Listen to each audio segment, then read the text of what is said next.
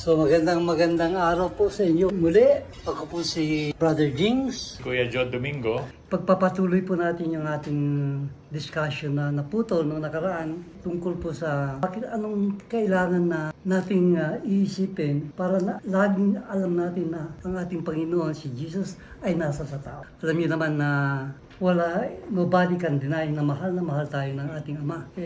Ginawa tayong tao Tapos binigyan pa tayo ng planetang napakaganda, blue na blue nung araw. Ngayon medyo polluted na. Kayo ang pagmamahal na pinakita sa atin ng ating Panginoon. Ngayon sabi niya, mahalin niyo naman ako, nakita niyo yung pagmamahal ko sa inyo. Number 1 kayo. Hindi ko kayo ginawang unggoy, hindi ko kayo ginawang buhaya. Pero mahalin niyo naman ako. Sasabihin natin, yes Lord, yes Lord. Paano ka namin mamahalin? If you love me, keep my commandments. Keep my commandments. Keep, ang salitang ginawa niya keep my commandments. Kaya alam naman natin ang ibig sabihin ng keep, di ba? Keep. Pag-keep, ang magandang example dyan ay yung makeup. Mr. Letty, dala-dala niya yung makeup kit niya lagi. Alam niya kung anong gagamitin niya. Pag medyo pakiramdam niya oily na ito, alam niya na kabisado niya, di ba?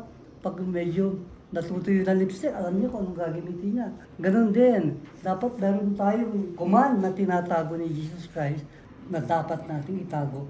Na pag iniisip natin yun, conscious tayo na ang Diyos ay nasa sa tao. So, ano yung command na yun? Hindi ko na hahabaan pa, ito yung command na yun. All things were made through Him, and without Him, nothing was made that was made. Yun ang napili ko na command na itatago natin na nasa isip natin. Lahat tayo, nature, lahat galing sa Diyos. Kaya pag yun alam natin, pagkita natin kay Pastor Felix, ay kapatid ko yan, galing sa Diyos yan. So yun ang ating, bawat isa sa atin, yun ang ating i-discuss. Po si Pastor Felix Villafranca Jr. Bumabati sa inyo ng isang mapagpalang araw. Kaya po, naniniwala po ako na mahalagang kilalanin talaga natin yon, yung talataan na yon. Talaga nating laging i-cherry sa ating mga puso at isipan na lahat ng bagay ay nilikha ng Diyos para sa atin. Walang nalikha na hindi kasama ang ating Panginoon. At ang pagkalikhahan nito ay para i-remind tayo na talagang ang Diyos ay kumbaga sumasa atin, sumasa lahat. At dahil sa katotohanan ito, ganon din dapat ang maging tingin natin sa ating kapwa. Ito ang dahilan kung bakit ang sabi nga ni Santiago na hindi po pwede na mamaliitin natin ang ating kapwa tapos pupurihin natin ang ating Panginoon using the same lips. Hindi maaari na para bang tayo lang ang nilikha at yung iba ay tinuturing natin na mababang uri, na hindi natin ino-honor ang Panginoon sa buhay ng ibang mga tao. Hindi po dapat yun. So, dapat makita natin na kung ang Diyos ang lumikha sa lahat ng tao, makita natin na ang kaluwalhatian ng Panginoon na sa ibang tao din. Huwag nating ituring na nakahigit tayo sa iba. Kung meron mang nakahihigit sa atin, yun ay walang iba, kundi laging ang Diyos lamang ang nakahihigit. At tayong lahat ay pantay-pantay na nilikha ng Diyos, at nais niya na ang kanyang kaluwalhatian ay taglayin nating lahat bilang kanyang mga nilikha. Ngayon, alam natin na bilang nilikha, may mga napalayo sa Panginoon. Pero hindi nangangahulugan dahil sila ay napalayo sa Panginoon ay hindi na natin sila ituturing na nilikha ng Diyos. Hindi. Bagkos aabutin natin sila at ipakilala natin uli yung plano ng Diyos sa kanila. Kung hindi nila naunawaan yung plano ng Panginoon, mahalin natin sila, abutin natin sila katulad din ng pagmamahal ng Panginoon sa atin para sila din naman ay muling bumalik doon sa tunay na kalagayan na ang kaluwalhatian ng Diyos ay dapat nakikita sa lahat ng tao. At ang nagtataglay ng kaluwalhatian ng Diyos ay yung mga taong pinananatilihan ang aral ng Panginoon. Kaya yun nga sabi, yung talata na If you love me, keep my commandments. Kung mahal mo ako, kung mahal niyo ako, manatili kayo manatili kayo sa aking salita. Keep my commandments. Yun yung nais ng Panginoon na makita sa buhay ng bawat isa sa atin na talagang nagsasabing tayo ay mga anak ng Diyos. Magandang umaga po. Malino po na pinapahayag dito na ang kanyang salita na lahat ng mga bagay ginawa niya. At ang mga bagay na yan ay una, ang tao sa kanyang paglalang, turo ng Diyos na ang tao ay mahalin Yun ang isa sa mga number one utos ng Diyos sa atin, na yung command na yun, na isinugo niya ang kanyang bukto na anak na si Kristo Jesus na dito sa lupa, na inalay ang kanyang buhay para sa atin. Kaya yung command na love one another ay dapat ay lagi nasa isip ng tao kung kilala niya si Kristo sa puso niya. Sabi sa Colossians 2:6, sabi po ron, kung tinanggap ng tao si Jesus Christ, ay naging kaisanan niya. Kaya kumbaga kasama na lagi niya ang Panginoon. Lagi siya pumapaloob doon sa utos ng Panginoon na mahalin ang bawat tao. Ayan po. Hindi lang yung sarili lang po. Hindi lang yung pagmamahal sa pamilya, sa asawa, kundi sinasabi ito, mahalin mo ang tao. Dahil yun ang number one utos ng Panginoon sa atin. Kung paano niya minahal tayo. Why? Kasi tayong mga tao ay naging special sa Diyos. At itong turo ng Panginoon na mahalin natin ating kapwa ay dapat ito ay maging ugali ng mga tao. Yung pagmamahal sa kapwa, gaya na higit sa lahat yung pagmamahal na inukol ng Diyos sa atin. Magandang umaga po. Isa po sa pinaka mahalagang verse na dapat nating isa puso yung nabanggit nga sa section 1 na All things were made through him, and without him, nothing was made that was made. to support that, tandaan po natin kung babalikan natin ang tala sa scripture. Sa unang-unang mga letra pa lang, meron ng emphasis si Genesis na in the beginning was God. It is He who created everything. Dati naman wala wala lahat. But there is God. So when He created everything, He did it because He loves. Everything were made para sa atin, ng mga nilalang niya. Because we are created in the image of God, sabi nga. So everything was designed for our benefit. Pero kung minsan, nakakalimutan natin na merong ibang mga nilalang who also need to understand and who needs to reconcile with God. Kasi po, through the years, since the creation, ang tao ay pumalaot. At marami po sa mga tao ay nagkaroon na ng ibang pamantayan sa buhay. They disregarded yung idea na meron talagang banal na lumikha. Meron talagang Almighty God na may kagagawa ng lahat na ito. Na ang premise nga ng Panginoon ay nag-re-redound doon sa pagmamahal niya sa atin. Pero nakakalimutan natin, nagkaroon tayo ng yung self. Doon tayo nakatingin lahat about ourselves.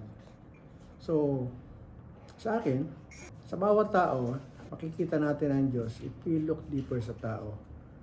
Kasi nilalang ng Diyos yan sa wangis niya. Sabi nga sa Mateo na sa every individual, makikita natin ang Diyos kasi ang Diyos ay nasa Kanya.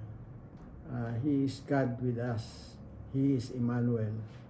So, I believe in that, kaya hindi natin dapat i-disregard yung mga taong hindi natin kapananampalataya. More so, dapat natin silang abutin, dapat natin silang kaugnayin, so they could understand more paano ba makipag-relate to sa banal na lumikha. Again, magagawa lang natin yun if we continue sharing time, using whatever we had. Pwede yung ating kaalaman sa Diyos, pwede yung mga manuscript like this pamphlet na dinidevelop ng JET to promote. Ano ba yung sinasabi ng Panginoon? Ano maintindihan ng tao? Ano ang purpose nila? Para hindi lang yung sarili nila ang iniintindi nila, kundi intindihin nila yung buong creation. Magandang araw po sa lahat. I believe po na isa sa mga important verses of the Bible na we really have to keep in our hearts is found in John 1:3. It says, "All things were made through Him, and without Him, nothing was made that was made." So, ito po ay nagpapakita na we are practically God's creation, and that parang ang command po nito ay dapat po tayo mag-care for one another. At hindi lang po one another, kundi pati na po yung nature. Kasi ginawa na po ng Diyos yun . But doon sa pasabing we care for each other. When we care other people, pinakikita po natin yung pag-ibig ng Diyos. Itong pag-ibig na to, ito po yung sinasabi na agape love, pag-ibig na nanggagaling sa Diyos. At ito po ay maipakikita natin kung paano po natin i-treat ang ating kapwa, Christians or non-Christians. So, may pakita po natin to, lalo na po sa panahon na sila po ay nangangailangan. Yung we will take extra effort to help, ay malaking bagay po yun. And I'm sure, nare-recognize po ng Panginoon yun.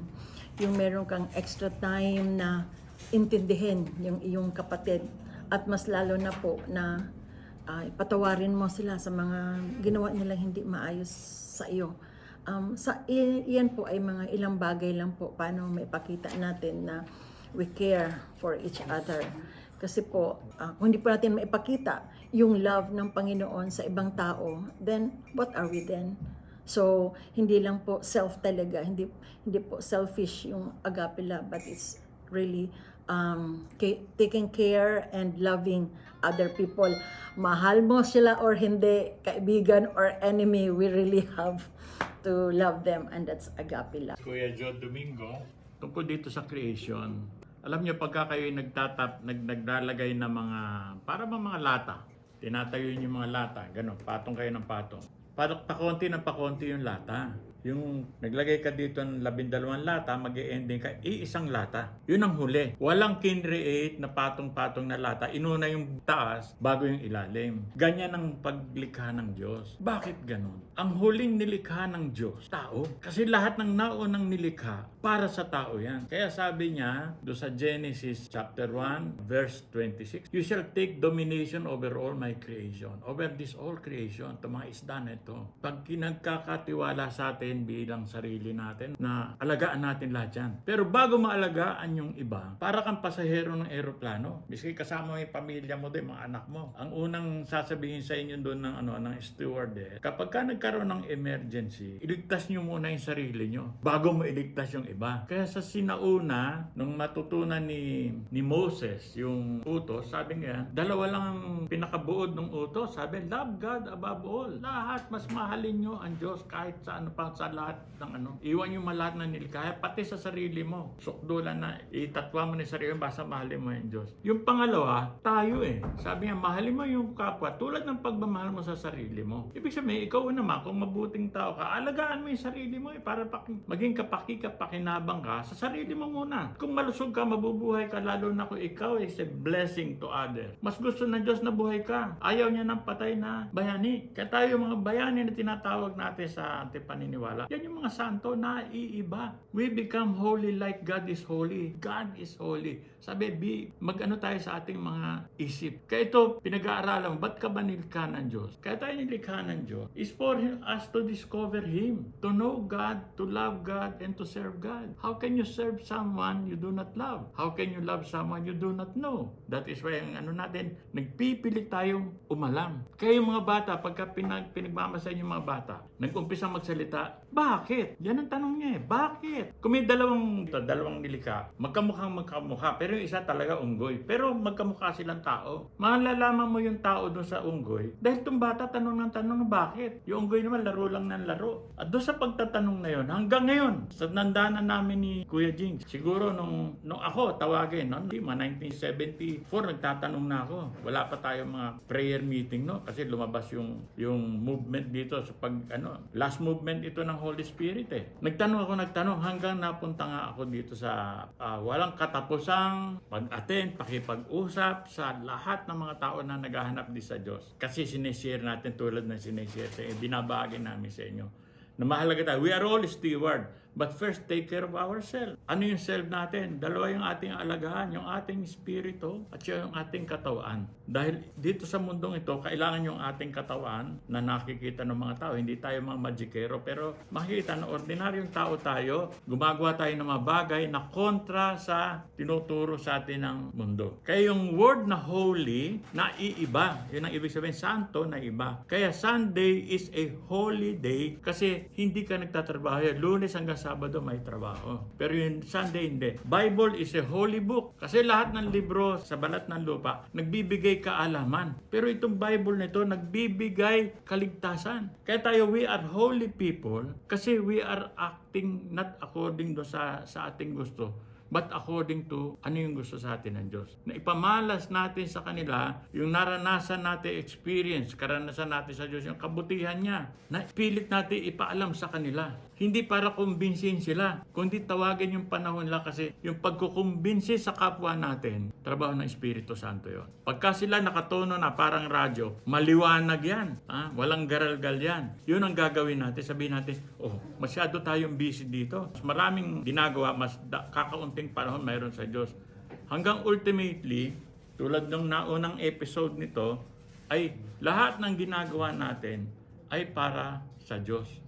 Ginagampanan natin yung gagampanan niya through us. At wala tayo ipagmamalaki dahil tayo'y katiwala lamang. At yun ang tatanong sa atin sa bandang huli, diyan ka mapapahinga. Kaya doon sa creation story na sinasabi rito, ginawa ni Jesus, tapos na ang creation Alam nyo yung yung unang araw ni Eva at ni Adan? Yung unang araw nila, kinabukasan, anong araw yun? Bakasyon. It is a rest day. Dahil nagkamali si Adan at saka si Eva, hindi na tayo at peace ngayon. At yun ang pampaakit sa atin, Diyos. Kung pagal na kayo, bibigyan ko kayo kapayapaan. Nandun sa Diyos yan. Yun ang hinahanap natin na forever rest. That means enjoyment. Hindi walang business, wala kang ginagawa. Marami kang ginagawa, pero lagi ka naghahanap at lahat ng nasusumpungan mo, mararanasan mo totoo na galing sa Diyos. Sana mabuksan ang inyong diwa, nakapokus tayo dito sa kamunduhan, pero i-focus doon natin yung ating espiritu dahil tayo lang at ang Diyos ang magkapareho. Kaya sabi, image and likeness of God. Tulad ng Diyos, kawangis ng Diyos. Ang Diyos is immortal. Walang simula siya, wala siyang katapusan. Tayo rin ay immortal. Kailang meron tayong birthday, pero wala tayong katapusan. Tayo lang yun, hindi yung mga anghel. Ang anghel, immortal din sila. Pero hindi sila ang mga tinatawag niya mga anak niya.